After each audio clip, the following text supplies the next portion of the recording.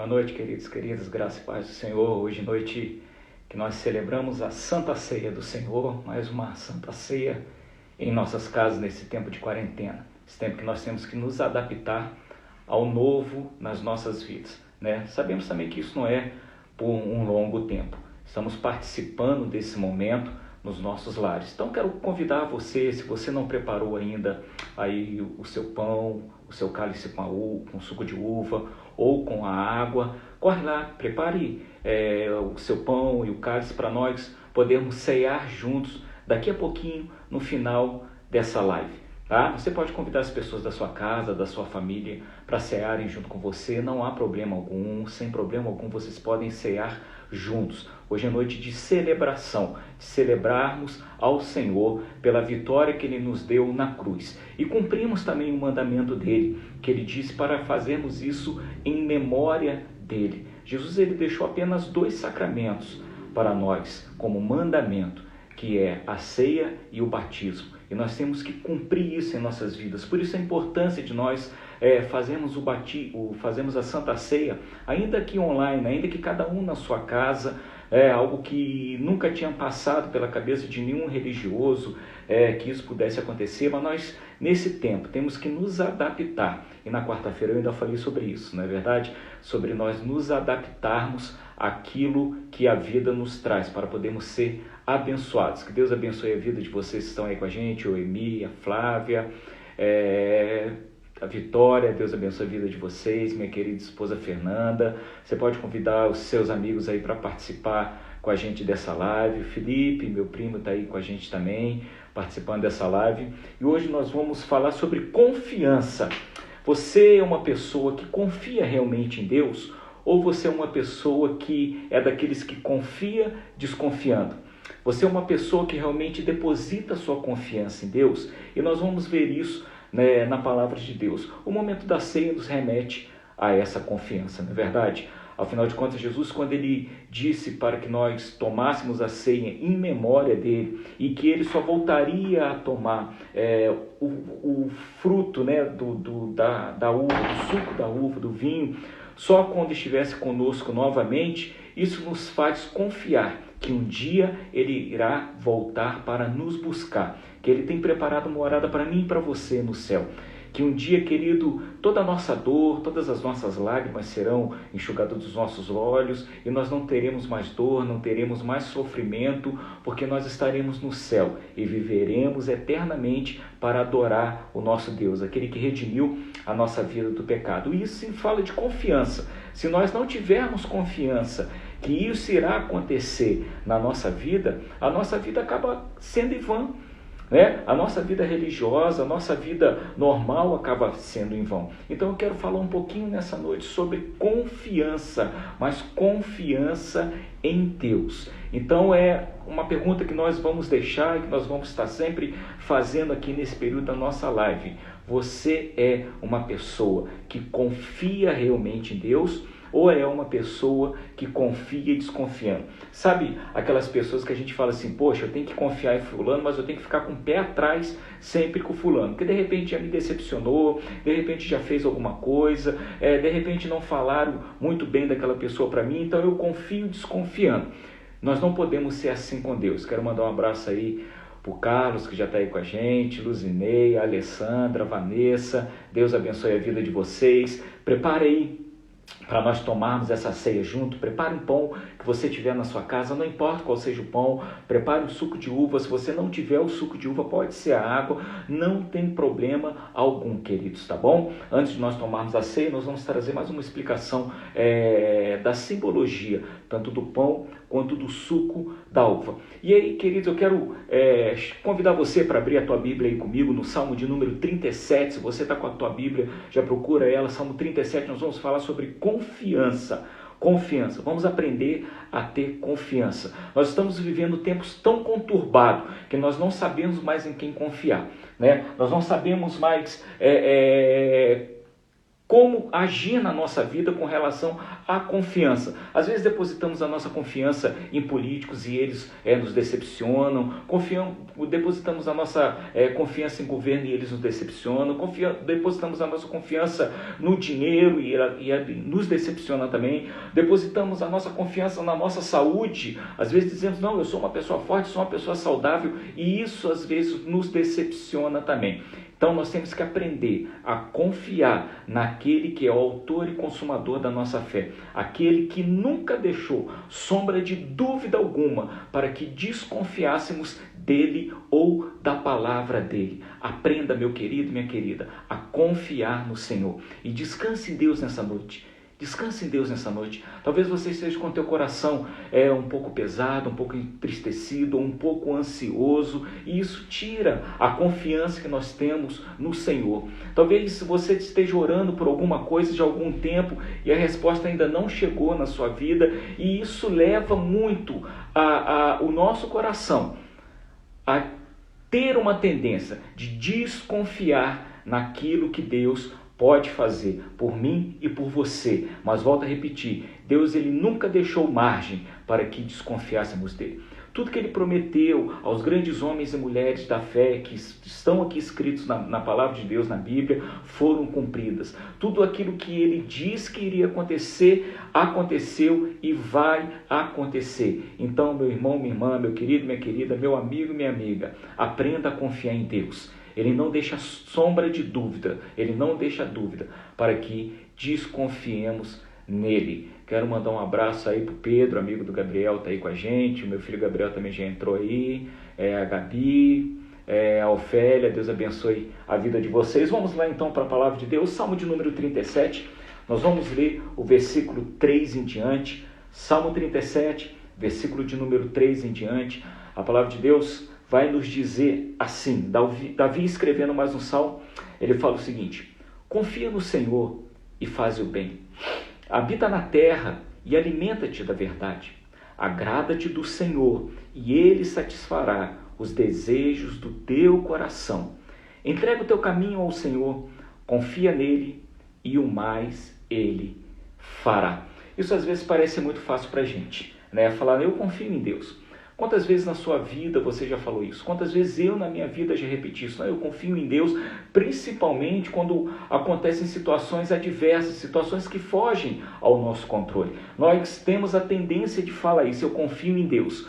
Mas quando nós olhamos lá dentro do nosso coração, às vezes começa a querer crescer uma plantinha que se chama será, se chama dúvida, se chama, será que vai acontecer? E se nós regarmos essa planta com a nossa desconfiança, com a nossa incerteza, ela vai tomar conta do nosso coração como uma erva daninha, como uma era que cresce e envolve todo o nosso coração e arranca do nosso coração a certeza, a confiança que outrora nós tínhamos que Deus iria fazer, e começa a gerar a dúvida do nosso coração. Saiba de uma coisa, meu querido, minha querida, o nosso Deus, o Deus que nós servimos, não é um Deus que lança dúvida no nosso coração. O Deus que nós servimos não é um Deus de dúvida, não é um Deus do será. Será que vai acontecer? Será que não vai acontecer? O nosso Deus é um Deus do sim, sim, do não, não. É um Deus que ele, quando ele diz que vai acontecer, doa a quem doer, irá acontecer. Quando ele diz que não vai acontecer, também doa a quem doer, irá acontecer. Mas eu quero te dizer que Deus tem promessas maravilhosas para a tua vida. Quero te dizer que Deus tem promessas lindas para você. Basta somente você acreditar naquilo que Ele pode fazer para você. Eu quero te dizer que nessa noite, queridos, não somente nessa noite, mas em toda a tua vida, se você entregar o teu caminho ao Senhor, se você entregar a tua vida a Deus e confiar que Ele está cuidando da tua vida, Ele tem promessas para cumprir na tua vida e tudo vai correr bem de acordo com a vontade dEle para você. Mas o grande problema é que nós entregamos a nossa vida a Deus e queremos fazer, dar o nosso jeitinho, né? Nós falamos, Deus, o Senhor pode fazer, mas eu vou dar uma mãozinha, eu vou dar uma ajudazinha. Deixa eu te dizer uma coisa, Deus nunca precisou da nossa ajuda. Deus nunca precisou da nossa ajuda. Ele quer a nossa ajuda aqui nessa terra, mas dizer que Ele precisa, não precisa. Deus nunca precisou do ser humano, Ele quer o ser humano, é totalmente diferente. Uma coisa é quando nós precisamos de uma pessoa, outra coisa é quando nós queremos aquela pessoa. Deus, Ele quer a nossa vida porque Ele nos ama. Ele não precisa de mim ou de você para anunciar a palavra dEle. Ele não precisa de mim ou de você para fazer nada nesse mundo, porque Ele é Deus por si só. Mas Ele te ama, meu querido, Ele nos ama com um amor tão grande, que Ele derrama sobre nós bênçãos sem medidas. E a única coisa que Ele pede para mim e para você é que confiemos nele, que confiemos na palavra dele, que não tentemos tomar a rédea da nossa vida. Deixemos a rédea da nossa vida na direção dele, no caminho que ele irá trilhar para as nossas vidas. É a única coisa que ele pede para a gente. É a única exigência que ele faz para as nossas vidas. Então, meu querido e minha querida, não adianta nós tentarmos ficar, ou se nós podemos dizer assim, com raiva de Deus quando Ele não responde a nossa oração. Não adianta nós tentarmos fazer chantagem para Deus quando Ele não ouve a nossa oração, porque Deus não precisa de mim ou de você, mas Ele quer a minha vida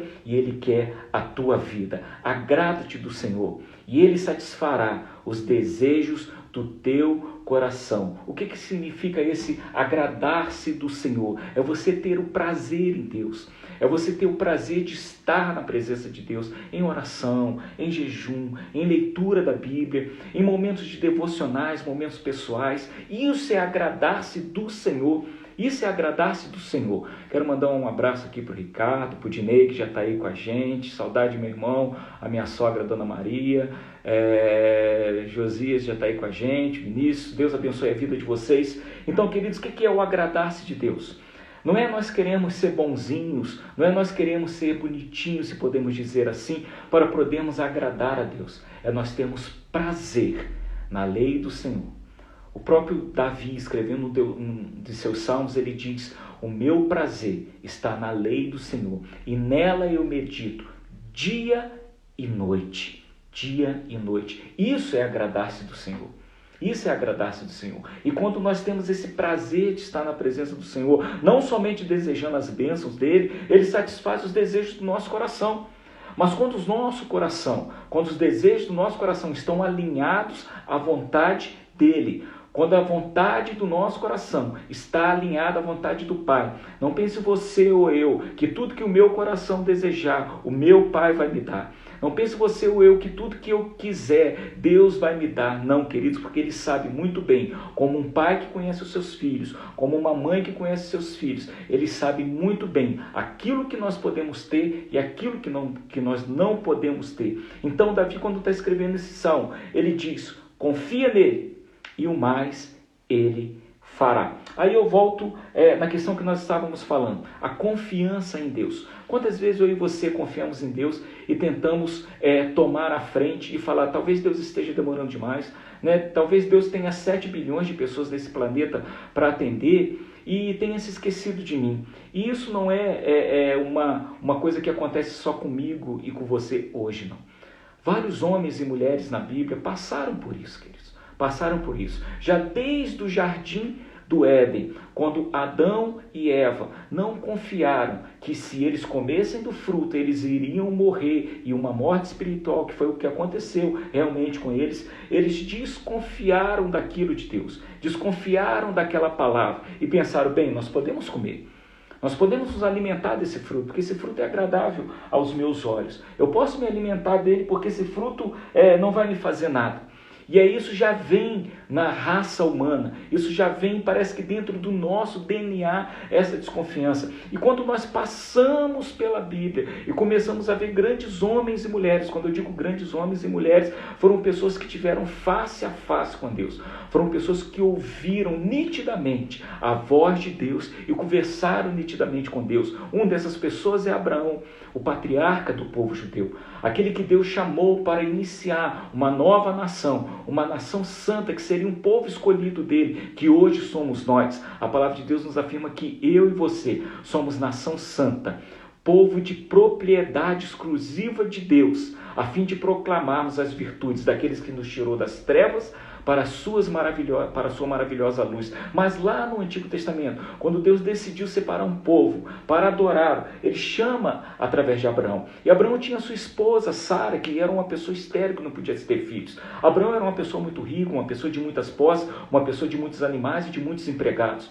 E aí, queridos, do momento em que ele chama Abraão e promete que Abraão teria um filho, que era o que Abraão mais queria na vida dele. Abraão não precisava de dinheiro, não precisava de posse, ele queria um filho para mostrar realmente aquilo que Deus poderia fazer na vida dele, não somente na vida dele, mas na família dele, na posteridade dele, até que ele é chamado para a promessa se cumprir na vida de Abraão. Se passam praticamente 25 anos. 25 anos. E nesse interim, talvez Abraão, achando que estava demorando demais, ele tenta por sua própria maneira dar um jeito naquilo tudo.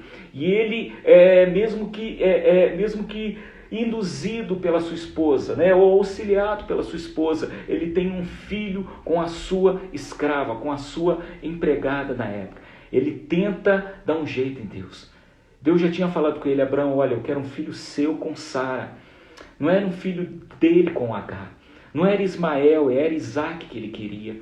Sabe, queridos, mas talvez o coração de Abraão, aquele homem que ouvia Deus falar praticamente face a face com ele, ele duvidou daquilo que Deus tinha colocado na vida dele. Quantas vezes eu também e você duvidamos daquilo que Deus diz que vai fazer na nossa vida, ou daquilo que está escrito na palavra de Deus, ou daquilo que nós recebemos como promessa de Deus através da vida dos nossos líderes, dos nossos pastores, das pessoas que nos discipulam. Quantas vezes nós duvidamos? Quantas vezes, quando nós lemos algo na palavra de Deus, nós falamos assim: será? Será que isso pode acontecer? Será que essa promessa pode se cumprir na minha vida? Mandar um abraço aí para a dona Margarete, saudade da senhora, Nelma, Deus te abençoe. Gisele, Claudinho, a Rafa também já está aí com a gente lá de Teresópolis, sempre assistindo a nossa live. Obrigado por participar aí com a gente. Sabe, queridos, quantas vezes nós temos duvidado daquilo que Deus pode fazer na nossa vida? Eu quero te dizer, meu querido, minha querida, que a dúvida não é pecado. Nós alimentarmos ela que é. Nós passarmos por um momento de dúvida, de incertezas, não é pecado na nossa vida. Nós alimentarmos essa dúvida, que aí sim gera o pecado na nossa vida. Charles, Deus abençoe a sua vida aí. Alimentarmos essa dúvida que é pecado. Por quê? Porque além das nossas incertezas, Satanás começa a perceber que a dúvida do nosso coração, e ele vai sempre tentar aumentar essa dúvida no nosso coração. Foi justamente o que ele fez lá no Jardim do Éden. A estratégia do diabo, queridos, é uma estratégia tão simples, mas ela é tão eficaz que ele não mudou essa estratégia por milhares de anos. É uma estratégia tão simples, mas tão eficaz. Ele colocou dúvida no coração de Eva. Ele fala: Eva, olha, o que Deus falou para vocês, que não pode comer, não pode tocar da árvore. Não, a gente não pode comer, não é de toda a árvore, não. É só da árvore do conhecimento do bem e do mal, porque o dia que a gente comer, a gente vai morrer. Sabe o que ele vira para Eva e faz? Vocês conhecem bem a Bíblia. O que ele fala para Eva? Será que você vai morrer? É certo que vocês não vão morrer, ou seja, ele lança a dúvida. E a partir do momento que ele consegue lançar a dúvida, e Eva começa a alimentar essa dúvida, aí o pecado se concretiza na vida da pessoa. Bruna, paz, Deus abençoe sua vida. Aí o pecado se concretiza. Apesar de, quando nós estarmos lendo a Bíblia, parecer para nós que Eva encontra com Satanás, transvestido ali da serpente, num dia, no mesmo dia ele conversa, no mesmo dia ela come do fruto e no mesmo dia ela dá para o Adão. Nós não sabemos o período que se passou. O período de tempo em que Eva e Satanás tiveram aquele momento de conversa. Poderia ter sido uma semana, um mês, um ano ou 10, não sabemos isso. A importância que se dá nesse texto é que Satanás lançou a dúvida e ela inventou. O lançamento da dúvida na nossa vida, quer seja ela pela nossa própria vida, quer seja ela pela voz do inimigo da nossa alma, isso não é pecado para nós. O pecado é quando nós começamos a alimentar. E aí, por anos e anos ele fez isso. Ele só se deu mal, ele só quebrou a cara quando ele tentou usar a mesma estratégia com Jesus lá no deserto. Depois de Jesus ter jejuado 40 dias e 40 noites, está cansado, está esgotado. Depois desse tempo todo, ele vira para Jesus e ele começa a lançar a mesma dúvida. Se você é o Filho de Deus, manda que essa pedra se transforme em pão. Se você é o Filho de Deus, se joga daqui para cima. Ele começa a alimentar essa dúvida. Só que, queridos, com Jesus ele se deu mal como se dá até hoje. Jesus não alimentou essa dúvida. Ele tinha certeza que ele era o Filho de Deus. Ele sabia de onde ele tinha vindo. Ele tinha passado pelo batismo com João Batista e vindo uma voz do céu dizendo: este é o meu filho amado, em quem eu tenho prazer, ou em quem eu me comprazo, como dizem algumas traduções. Este é o meu filho amado. Então Satanás, Jesus, depois de ter passado 40 dias naquele deserto com fome, com sede, com sono, cansado, talvez irritado por tudo aquilo que tinha passado, Satanás vira para ele e fala: se você é o Filho de Deus. Jesus deve ter pensado: opa, eu já vi você fazendo isso com Eva, eu já vi você fazendo isso com Adão, eu já vi você fazendo isso com várias pessoas que passaram, mas comigo você não vai conseguir fazer. Eu sou o Filho de Deus. E como nós tiramos a dúvida do nosso coração e como nós podemos gerar certeza no nosso coração, da mesma forma que Jesus fez, recitando a palavra de Deus. Satanás vira para ele e fala: se você é o Filho de Deus, manda que essa pedra se transforme, que essa pedra se transforme em pão. E Satanás ele sempre vai trazer a dúvida daquilo que nós mais almejamos no momento da nossa vida. O que Jesus mais almejava depois de 40 dias estar sem comer nada? Comida, queridos, era normal. Ele era ser humano. Nós falamos sempre que Jesus era 100% Deus, mas era 100% homem.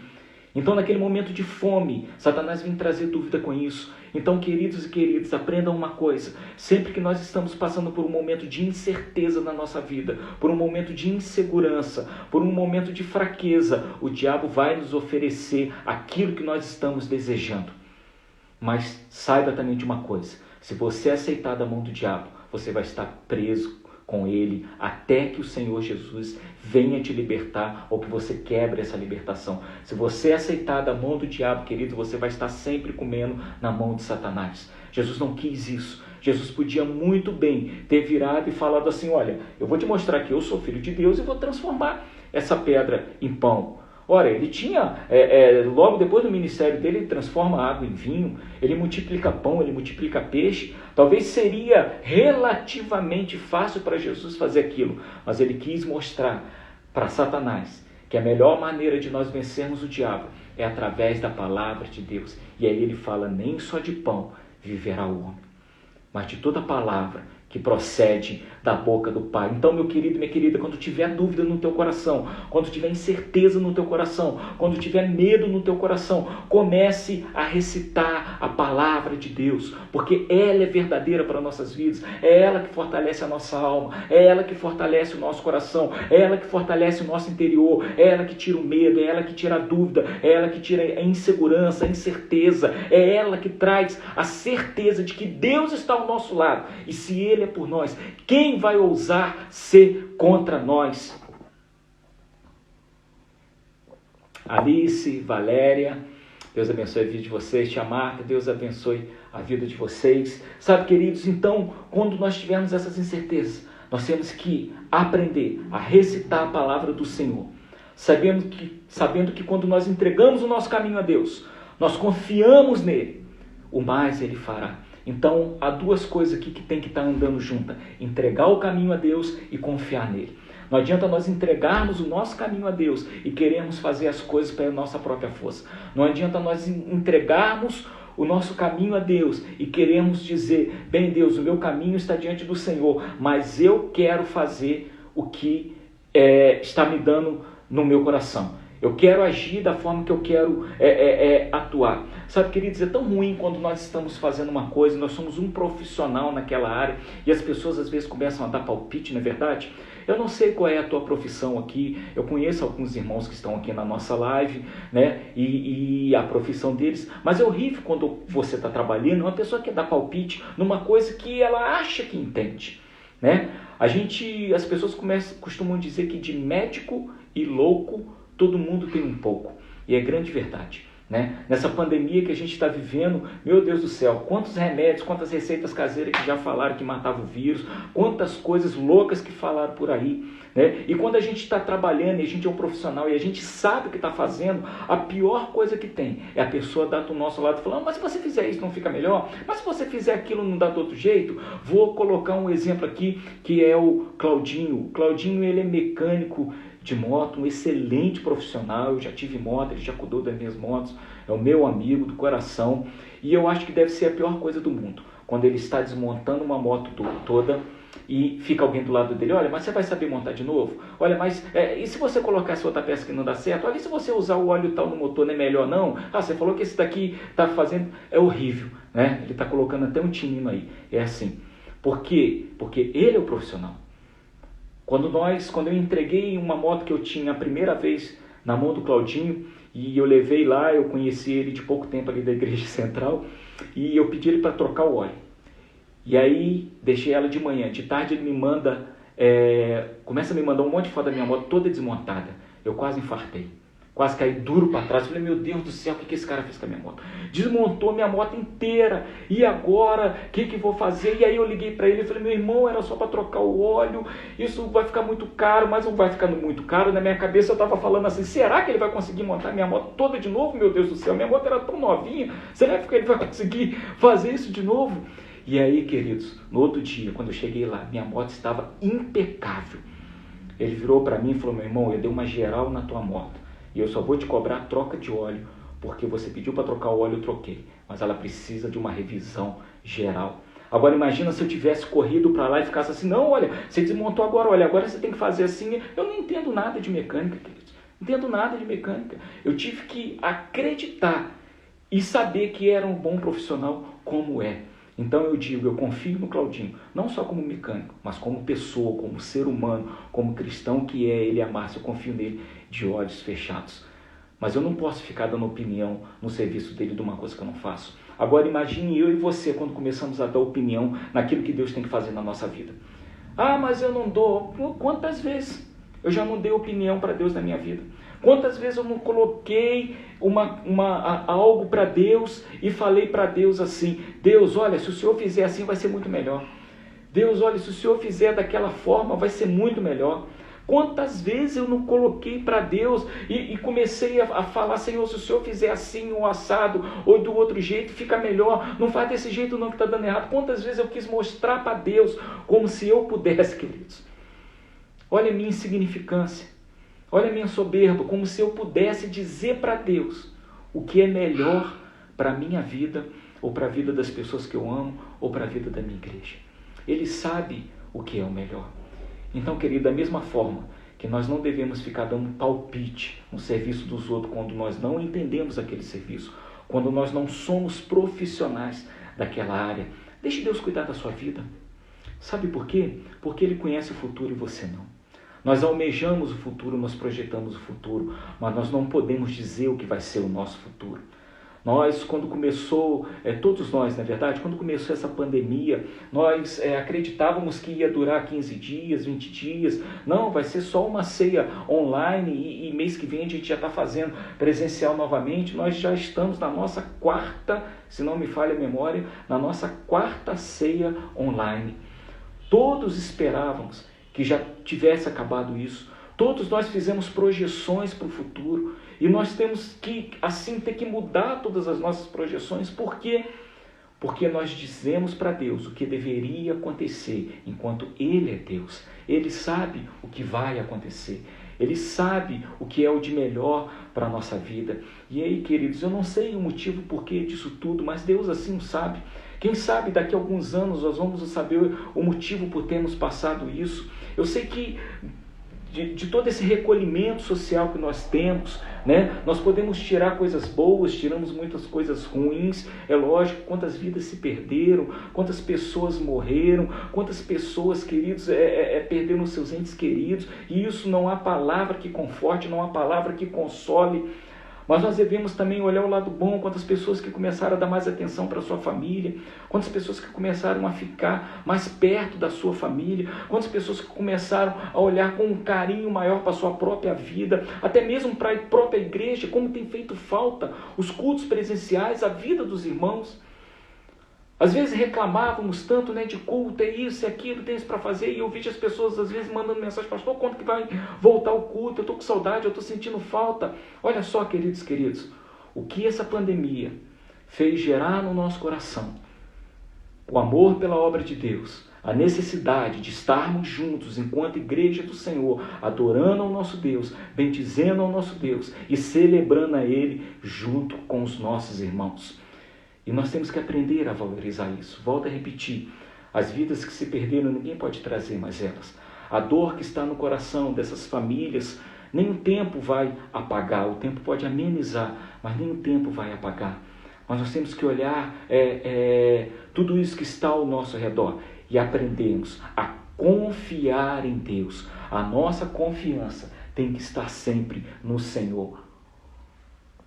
Porque se a nossa confiança não estiver no Senhor, nós vamos tentar tomar a rédea da nossa vida, vamos tentar fazer do nosso próprio jeito, e sempre que nós tentamos fazer do nosso próprio jeito, da nossa própria maneira, as coisas não vão bem. Imagine só, todos os grandes homens e mulheres da Bíblia, quando tentaram fazer da sua própria maneira, não foram bem. Mas aqueles que seguiram à risca a palavra de Deus se deram muito bem. Foram vitoriosos e foram bem-sucedidos. Lembre de Noé? Se Noé, Deus deu todas as medidas para Noé. Deus falou: Noé, você vai fazer uma arca assim, assim, assim, assado. Noé poderia ter virado para Deus e falado assim: tá louco, chama outro.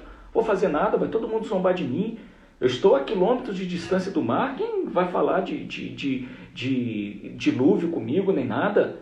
Não vou fazer não. Quantos anos Noé demorou? Noé cumpriu à risca todas as medidas. Noé poderia ter falado: não, está muito grande, isso aqui é cansativo, vou fazer uma arquinha menor, vou fazer algo menor para a nossa família, minha família é pequena, não, vou fazer algo menor. Noé cumpriu à risca e Deus abençoou a vida de Noé com a promessa que ele tinha, não somente para Noé, mas também para os seus filhos e para a sua família. Davi, ele continua no Salmo 38, nós já vamos participar da nossa ceia, é o último texto que eu vou ler. Ele continua no Salmo 38, versículo número 8 e 9, ele fala assim: estou aflito e muito quebrantado, dou gemidos por efeito do desassossego do meu coração. Parece até que Davi está falando de mim e de você quantas vezes na nossa vida, né? Poxa vida, quantas vezes nós estamos aflitos, nós estamos quebrantados, quantas vezes o nosso coração dá um gemido de desassossego. Talvez você esteja passando por isso hoje na sua vida. Mas Davi, ele tinha resposta para isso na vida dele, que era a confiança. Versículo 9: na tua presença, Senhor, estão os meus desejos todos, e a minha ansiedade não te é oculta. Não importa o quanto aflito nós estejamos, o quanto aflito nós possamos passar na nossa vida, quantos momentos de aflição, de desespero nós passamos, estamos passando ou iremos passar ainda. O que importa é que nós temos que aprender a colocar na presença de Deus todos os nossos desejos e a nossa ansiedade não ser oculta de Deus. Essa é a melhor maneira de nós confiarmos no Senhor, lançando tudo sobre Ele, toda a nossa ansiedade, como diz lá em Pedro, porque Ele tem cuidado de nós, ou Ele tem cuidado de vós. Então, queridos e queridas, se o teu coração hoje, se durante essa semana vier algo para que te faça duvidar de que Deus é poderoso para atender as tuas orações, de que Deus está ao teu lado respondendo as tuas orações, de que o Senhor Jesus está te abençoando, comece a recitar a palavra do Senhor. Comece a dizer: Senhor, na tua presença estão todos os meus desejos e a minha ansiedade não te é oculta. Eu quero colocar minha ansiedade diante do Senhor. Olha, eu estou ansioso por passar essa pandemia. Olha, eu estou ansioso por voltar de repente a trabalhar aqueles que estão em home office. Olha, eu estou ansioso por voltar aos nossos cultos presenciais. Olha, eu estou ansioso por poder abraçar os meus amigos e minhas amigas novamente, os meus familiares, pessoas que estão longe dos seus familiares à mesa, né? Eu estou ansioso por tudo isso. Ou eu estou ansioso porque eu perdi o meu emprego durante esse momento de pandemia e eu vou ter que procurar um emprego novamente. Coloque diante do Senhor a tua ansiedade. Confie nele. E como ele, o próprio Davi disse no Salmo 37, o mais ele fará. No versículo 7 do 37, ele diz, descansa no Senhor e espera nele. Não deixe para descansar em Deus somente quando você estiver muito cansado. Sabe por quê? Quando nós estamos muito cansados, por incrível que pareça, nós não conseguimos descansar, não é assim? Você já teve aquele dia cansativo teu que você trabalhou muito, quer seja fisicamente ou mentalmente, que você fez tanta coisa, que você chegava em casa e falava assim, gente, eu não estou conseguindo relaxar, eu não estou conseguindo descansar. O grande mal é que nós deixamos para ficar muito cansado, para só depois querer descansar em Deus. Aprenda a descansar em Deus todos os dias. Aprenda a confiar em Deus todos os dias. Aprenda a recitar a palavra do Senhor para que ela traga confiança no teu coração. Amém, meu querido, minha querida? Que Deus abençoe a sua vida, que Deus te dê uma boa semana, uma semana de vitória. Nós vamos ter um momento de oração, vamos consagrar os elementos da nossa ceia. Eu acredito que você já está aí na sua casa com o seu pão, com o seu suco da uva. Se você não estiver, você pode pegar um copo de água ou um pão, independente do pão que for, qualquer pão que você tiver. Se você já estiver aí, o Betinho, meu amigo, já está fazendo o tinino aí pra gente, que ele já está com a ceia pronta lá com a Rosália, com a sua família. Então, queridos, prepare aí. Se você não tiver, eu vou te dar um tempinho para você ir lá, pegar o teu pão, um pedacinho de pão, pegar um suco de uva. Se você não tiver o suco de uva, pegue a água, não tem problema nenhum, tá? Só não pode ser Coca-Cola ou Guaraná, que aí também é demais, né, gente? Pelo amor de Deus, Senão vão falar assim, eu tenho refrigerante. Aí não, Aí já é pecado demais, Trocar o suco pelo refrigerante, não. Pode ser a água, pode ser um pão que você tiver. Pegue aí na sua casa, nós vamos estar orando, consagrando esses elementos aí na sua casa. Vamos estar praticando aquilo que o Senhor Jesus nos mandou fazer. Fazermos isso sempre em memória dele. Sempre que nós estamos ceando, nós estamos recordando dos momentos finais de Jesus aqui na terra e principalmente que ele morreu na cruz para que tivéssemos os nossos pecados perdoados e que tivéssemos acesso ao céu pelo sangue de Jesus. Então, queridos, você já está aí com teu pão, com teu suco. Vamos orar então? Vamos orar? Vamos abençoar os elementos dessa ceia que está aí na tua casa, que estão aqui junto comigo. Vamos orar. Senhor, no nome de Jesus, Pai, nós te louvamos, porque o Senhor é um Deus que nunca falhou, não falha e nunca falhará na nossa vida. Queremos, ó Deus, nessa hora te pedir perdão pelos nossos pecados, pelas nossas falhas. Tantas coisas, ó Deus, que fizemos, que pensamos, que agimos, ó Deus, de forma que desagradou o teu Espírito que habita em nós. Nós te pedimos perdão nessa hora em nome de Jesus. Pedimos que mais uma vez, através do teu sangue, Jesus, o Senhor venha nos lavar, venha nos purificar, para que possamos cear na tua presença. Te pedimos perdão todas as vezes que desconfiamos do Senhor, todas as vezes, ó Deus, que o nosso coração ficou pesado pelo peso do pecado e deixamos de acreditar que o Senhor seria capaz de agir na nossa vida e fazer um milagre. Nós te pedimos perdão por isso, em nome de Jesus. Queremos nessa hora consagrar os elementos do pão e do vinho, Senhor, ó Deus, para que esse pão que nós vamos comer, para que esse suco que nós vamos beber, sejam respectivamente o teu corpo e o teu sangue, ó Deus, a alimentar a nossa vida espiritual. Nós consagramos, ó Deus, esses elementos da ceia ao Senhor. Consagra os elementos na casa de cada irmão, de cada irmã, de cada pessoa que está assistindo conosco essa live, ó Deus,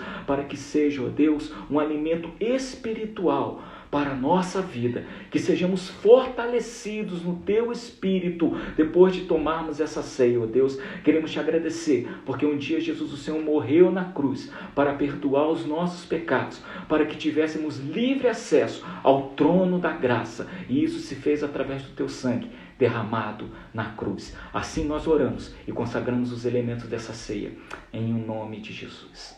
Em nome de Jesus. Amém. Amém, queridos. Jesus, na noite em que ele tomava a ceia com seus discípulos, a mesma noite em que ele foi traído, ele partiu um pão e e tendo dado graças por esse pão, ele distribuiu para os seus discípulos. Ele passou aquele pedaço de pão grande, cada discípulo pegava um pedacinho do pão. E ele falava para os discípulos dele, olha, este é o meu corpo que vai ser dado em favor de vocês. O que ele estava dizendo? Olha, daqui a pouco, daqui a alguns dias, daqui a mais um dia, a grande verdade, eu vou morrer. E o meu corpo vai ser destroçado. Meu corpo vai ser moído. Mas isso vai ser por amor de vocês. E isso era representado por aquele pão que eles comiam. Nós acreditamos que o pão não se torna o corpo de Cristo, mas ele simboliza o corpo de Jesus, que foi pregado naquele madeiro pelos nossos pecados. Então coma desse pão, seja agradecido do Senhor e saiba que ele morreu na cruz porque ele te ama e ele não quis que você passasse por isso. Ele passou por isso no teu lugar. Então, como Jesus disse, esse é o meu corpo que é partido, que é dado em favor de vós. Tomai e comei dele. Vamos comer do pão.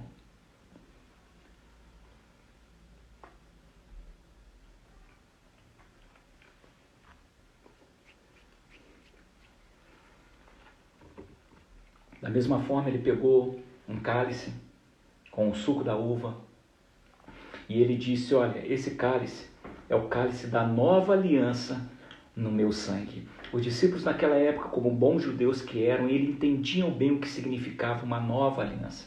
Eles sabiam bem o que era uma aliança, afinal de contas Deus já tinha feito várias alianças com os homens. Começou lá no Éden, a aliança edêmica, depois passou para a aliança de Abraão, abraâmica, e por várias alianças. Até que Jesus fala assim, olha, esta é a última aliança que Deus vai fazer com o ser humano. E essa aliança não vai ser mais por sangue de animais, não vai ser por sacrifício de animais, vai ser pelo sangue de próprio Deus, porque Jesus era o Deus encarnado aqui na terra. E ele disse, esse cálice contém, representativamente, o meu sangue, que vai ser derramado a favor de todos vocês, para que, queridos, nós tivéssemos acesso ao céu. O sangue de Jesus teve que tocar nessa terra, para que uma porta se abrisse no céu para nós, para que um caminho se criasse no céu para mim e para você. O sangue de Jesus teve que tocar aqui na terra para purificar os nossos pecados. E aí ele distribuiu o cálice, cada um tomava um pouco daquele cálice e passava para outra pessoa. Talvez os discípulos não estivessem entendendo muito bem o significado espiritual daquilo. Talvez eles estivessem pensando apenas no mais uma ceia, como todo judeu fazia, que simbolizava a saída do povo de Israel do Egito, o livramento que Deus tinha dado. Mas naquele momento, o Senhor estava estendendo aquele livramento, não somente ao povo judeu, não somente aos judeus, mas a todos quantos receberam a Jesus como Senhor e Salvador. E hoje, eu e você, temos acesso ao trono da graça de Deus por causa do sangue de Jesus, representado nessa noite, nesse suco da uva ou nessa água que você está bebendo. Então tomemos desse cálice, tomemos desse suco e sejamos agradecidos a Deus pela grande misericórdia dele para conosco.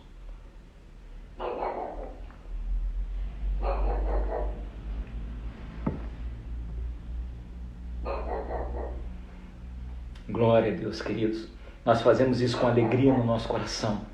Sabe, eu fico tão entristecido quando eu vejo pessoas que não dão valor à ceia, a esse momento da ceia. Isso é algo tão especial para nós. É algo tão romântico da parte de Deus para nós. Quando nós estamos ceando, nós estamos lembrando do sacrifício de Jesus. Mas além disso, nós estamos declarando a nossa confiança nele, de que um dia nós poderemos estar no céu, glorificando a Deus face a face.